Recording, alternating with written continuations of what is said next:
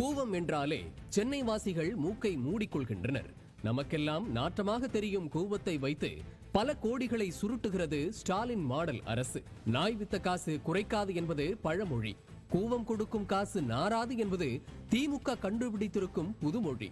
ஒருங்கிணைந்த கூவமாறு சுற்றுச்சூழல் சீரமைப்பு திட்டத்தின் கீழ் கூவத்தில் கழிவுநீர் கலப்பதை தடுக்க மாற்று ஏற்பாடுகளை செய்தல், திடக்கழிவுகளை அப்புறப்படுத்துதல், ஆற்றின் வெள்ள நீர் கொள்ளளவை மேம்படுத்துதல் என சுமார் 700 கோடி ரூபாய் மதிப்பீட்டில் பணிகள் நடைபெற்றதாக சொல்லப்படுகிறது.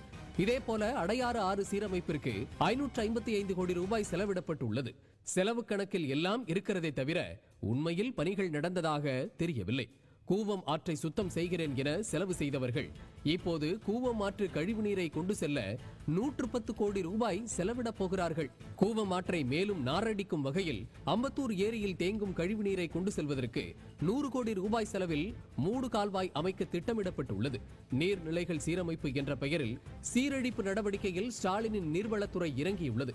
இதன் வாயிலாக அம்பத்தூர் ஏரியில் தேங்கும் கழிவுநீர் முழுவதும் கூவம் ஆற்றிற்கு வெள்ளக்காலங்களில் திருப்பிவிடப்பட உள்ளது.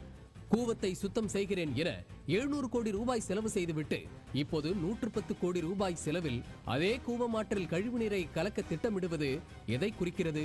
நீர்நிலையை சீரமைக்கிறேன் என்கிற பெயரில் ஸ்டாலின் அரசு பல கோடிகளை சுருட்டிக் கொண்டிருப்பதைத்தான் குறிக்கிறது.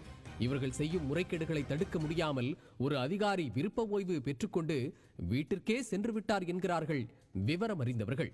ஆம், சென்னையில் உள்ள கூவம், அடையாறு உள்ளிட்ட ஆறுகளை மீண்டும் பழைய நிலைக்கு மீட்டெடுக்க அதிமுக ஆட்சியில் சென்னை ஆறுகள் சீரமைப்பு அறக்கட்டளை துவங்கப்பட்டது.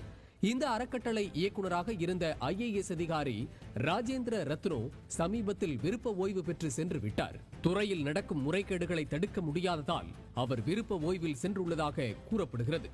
ஆக கூவத்தை வைத்து கருணாநிதி காலம் முதல் உதயநிதி காலம் வரை திமுக ஊழல் செய்து வருவது இதன் மூலம் வெட்ட வெளிச்சமாகி உள்ளது.